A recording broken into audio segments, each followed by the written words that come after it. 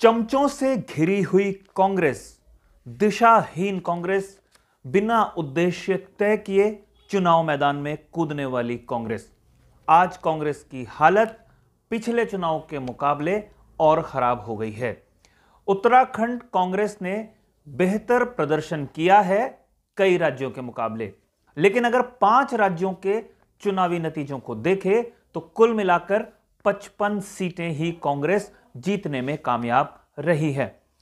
सब लोग अपनी अपनी जिम्मेदारी तय करते हैं, अपनी अपनी भूमिका तय करते हैं, लेकिन इस बड़ी हार की जिम्मेदारी किसकी है? यह कुछ ऐसा सवाल है जिसका जवाब तलाशने की कोशिश कांग्रेस ही करते हैं, लेकिन जब जवाब के करीब कांग्रेसी नेता पहुंच जाते हैं तो उसके बाद चुप्पी साध ली जाती है, क्योंकि जवाब उनको मालूम होता है, बोलने की हिम्मत कांग्रेसी नहीं कर पाते। आमतौर पर आलाकमान के इशारों पर नाचने वाले कांग्रेसी नेता अपने आलाकमान से सवाल पूछने की हिम्मत नहीं जुटा पाते। यही कारण है कि कांग्रेस आज इस हालत में खड़ी हुई नजर आई है।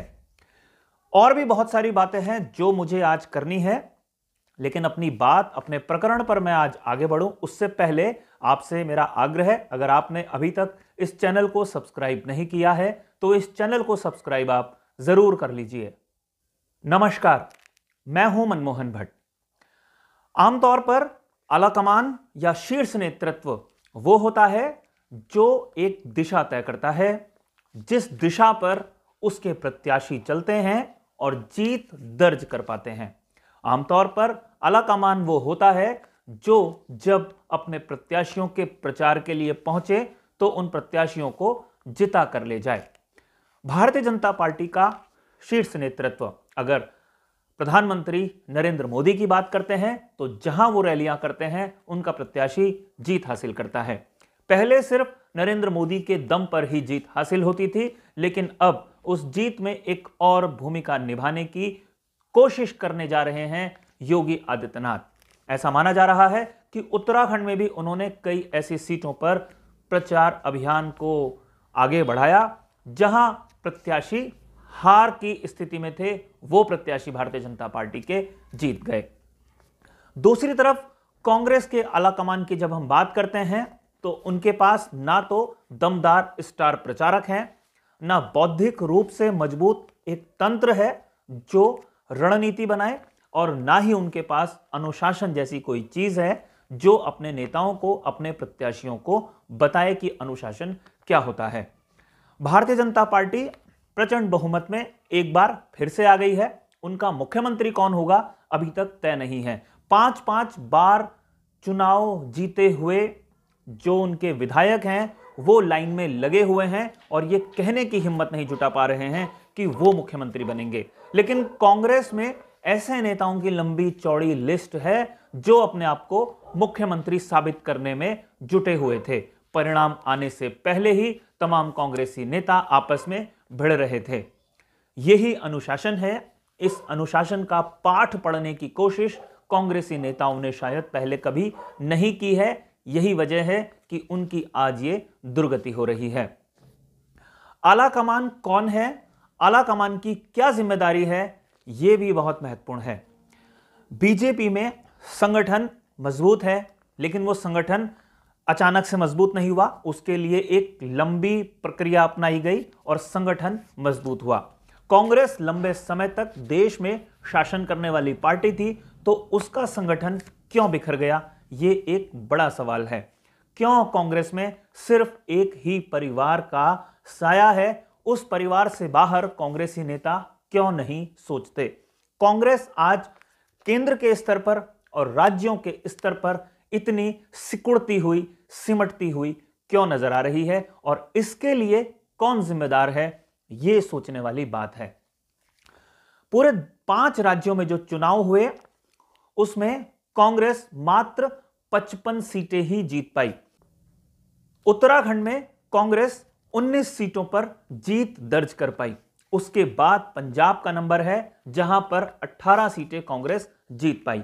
पंजाब वो राज्य है जहां से सत्ता कांग्रेस के हाथ से खिसक कर आम आदमी पार्टी के हाथ में चली गई। उत्तर प्रदेश जैसे बड़े राज्य में कांग्रेस की दुर्गति हो गई है। वहां कांग्रेस सिर्फ 2 सीटों पर आकर सिमट गई है। गोवा में 11 और मणिपुर में 5 सीटें लाकर कांग्रेस 55 का आंकड़ा ही पा पाई है, जबकि उत्तराखंड जैसे छोटे राज्य में बीजेपी 47 सीटें जीत गई है। पिछले चुनाव में बीजेपी 57 सीटें जीती थी। तो यह कांग्रेस को समझना होगा कि आखिर उसकी दुर्गति का कारण कौन है। क्या उत्तराखंड के स्थानीय नेता उसकी दुर्गति का कारण है? बिल्कुल नहीं, क्योंकि भारतीय जनता पार्टी के और कांग्रेस के अगर दोनों के नेताओं का तुलनात्मक अध्ययन हो तो लगभग बराबरी पर ही दोनों नेता खड़े होते हैं। लेकिन जब हाई कमान का आशीर्वाद उनको मिलता है तो वो चुनाव जीत जाते हैं, जबकि कांग्रेस में हाई कमान, आला कमान सिर्फ नाम का है। उनके भरोसे पर, उनके नेतृत्व पर, उनके नाम पर कोई कांग्रेसी चुनाव नहीं जीत सकता। ताजा उदाहरण इस बात को देखकर समझा जा सकता है कि जो नेता बीजेपी छोड़कर कांग्रेस में गए वो चुनाव हार गए। सिर्फ यशपाल आर्य अपनी किसी तरीके से सीट बचा पाए। लेकिन अगर दूसरी तरफ देखते हैं तो कांग्रेस खेमे से बीजेपी में आए नेता इस बार भी चुनाव जीत गए।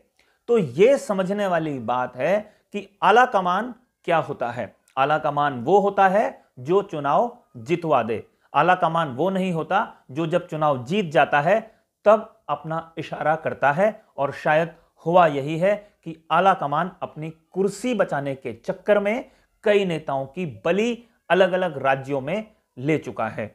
ऐसे आला कमान के सामने मुंह खोलने वाले नेता बाहर कर दिए जाते हैं। और हाल फिलहाल के वर्षों में ऐसे कई नेता हैं जो कांग्रेस आला कमान के बर्ताव के कारण, उनके व्यवहार के कारण, उनकी गलत नीतियों के कारण कांग्रेस से बाहर आए। भारतीय जनता पार्टी में वो शामिल हुए और भारतीय जनता पार्टी में लगातार वो जीत दर्ज करते जा रहे हैं। तो आला कमान से सवाल पूछने की हिम्मत कौन करेगा? उत्तराखंड में चुनाव कांग्रेस हारी, 5 राज्यों में चुनाव हारी। एक पदाधिकारी जो हैं उत्तराखंड की सह प्रभारी जो थी, उन्होंने अपने इस्तीफे की पेशकश की, हार की नैतिक जिम्मेदारी ली। प्रदेश अध्यक्ष गणेश गोदियाल ने भी हार की जिम्मेदारी ली। चुनाव संचालन समिति के अध्यक्ष हरीश रावत ने भी हार की जिम्मेदारी ली। गणेश गोदियाल का कोई बहुत बड़ा रोल, बहुत महत्वपूर्ण रोल नहीं था, क्योंकि वो ताजे ताजे अध्यक्ष बने थे। अपना चुनाव उन्होंने बहुत बेहतर तरीके से लड़ा। किस्मत ने उनका साथ नहीं दिया और बहुत कम वोटों से वो चुनाव हार गए, क्योंकि धन सिंह रावत के ऊपर उनके आला कमान का आशीर्वाद था। आला कमान उनको चुनाव जितवा के ले गए। प्रधानमंत्री नरेंद्र मोदी साहब की रैली चुनाव जितवा कर ले गई धन सिंह रावत को। ऐसा आला कमान गणेश गोदियाल के पास नहीं था। हरीश रावत चुनाव संचालन समिति के अध्यक्ष थे, लेकिन बड़े बड़े मगरमच्छ तो उनको खाने के लिए पहले से ही मैदान में तैनात थे। हरीश रावत ने खुद इस बात का जिक्र किया जब अपना ट्वीट उन्होंने किया था। तो इस बात से अंदाजा लग सकता था कि हरीश रावत किस तरीके से संकट में हैं। और हरीश रावत क्यों संकट में है, यह भी सोचने वाली बात है। आला कमान ने किस नेता को इशारा किया था कि उनके नाम पर चुनाव लड़ा जाएगा? हरीश रावत अगर उनके नाम पर चुनाव लड़ा गया तो हरीश रावत की यह बहुत बड़ी जिम्मेदारी थी। अगर यह चुनाव वो हार गए हैं तो अब उनका क्या होगा, वो क्या करेंगे? सिर्फ हार की जिम्मेदारी लेना ही जिम्मेदारी नहीं होती, उसका कोई ना कोई दंड जरूर मिलना चाहिए जो गलती नेता करते हैं। आप इस बात को समझिए कि बीजेपी के नेता जब कोई गलती करते हैं तो आला कमान उनको कान पकड़ के बाहर का रास्ता दिखा देता है। ऐसे कई नेता हैं जिनका यहां पे नाम लेना ठीक नहीं है, जो आला कमान की उम्मीदों पर खरे नहीं उतरे और उनको बाहर का रास्ता दिखा दिया गया। कांग्रेस में ऐसा कोई फॉर्मूला है नहीं। कांग्रेस में आला कमान भी ब्लैकमेल होता है, क्योंकि आला कमान खुद मजबूत हालत में नहीं है। तो ऐसे में यह सवाल उठता है कि कांग्रेस का आला कमान क्यों बड़ी हार की बड़ी जिम्मेदारी नहीं लेता? क्यों आला कमान यह फैसला नहीं करता कि वो इस्तीफा दे दे? और क्यों बाकी तमाम जो उनके चमचे नेता हैं वो अपने आला कमान से यह पूछते नहीं हैं कि आखिर उनके आला कमान की गलत नीतियों के कारण पार्टी लगातार गर्त में जा रही है। कांग्रेस आला कमान की अंदाजा लगाइए कि गलती क्या है। उत्तर प्रदेश में मात्र 2 सीटें कांग्रेस को मिल रही हैं। यह बात पूरे देश को पता था। जो राजनीति को बहुत बारीक से नहीं जानते उनको भी मालूम था कि उत्तर प्रदेश में सरकार बनाने जैसी हालत में कांग्रेस नहीं है। फिर भी कांग्रेस आलाकमान ने, कांग्रेस के रणनीतिकारों ने पूरी ताकत उत्तर प्रदेश में लगा दी। उत्तराखंड या पंजाब में उन्होंने वो ताकत नहीं लगाई जहां पे उनका वजूद, उनका अस्तित्व बच सकता था। तो रणनीतिकार कांग्रेस के कौन है, यह भी देखने वाली बात है। आमतौर पर रणनीतिकारों के इशारे पर, उनकी सलाह पर आलाकमान कई फैसले लेता है, लेकिन शायद जैसा आलाकमान सोचता है उसके रणनीतिकार, उसके सलाहकार उससे भी निम्न स्तर की सोच रखते हैं। और शायद हुआ यही है कि आज कांग्रेस सिर्फ 55 सीटों पर आकर 5 राज्यों में सिमट गई है। तो कौन इस बड़ी हार का बड़ा जिम्मेदार है, यह सवाल मैं पूछने की कोशिश कर रहा हूं। आप तमाम दर्शकों से मेरा यह आग्रह है कि आप भी अपनी प्रतिक्रियाएं जरूर दीजिएगा, बताइएगा कि आखिर कांग्रेस की हार का जिम्मेदार कौन है। क्या प्रदेश स्तर के नेता जिम्मेदार हैं या राष्ट्रीय स्तर के नेता, सो कॉल्ड तथाकथित आलाकमान इस हार के लिए, या बहुत सारी जो हार पिछले कुछ वर्षों में कांग्रेस की हुई है उसके लिए जिम्मेदार हैं। अपनी प्रतिक्रियाएं, अपनी टिप्पणियां जरूर बताइएगा।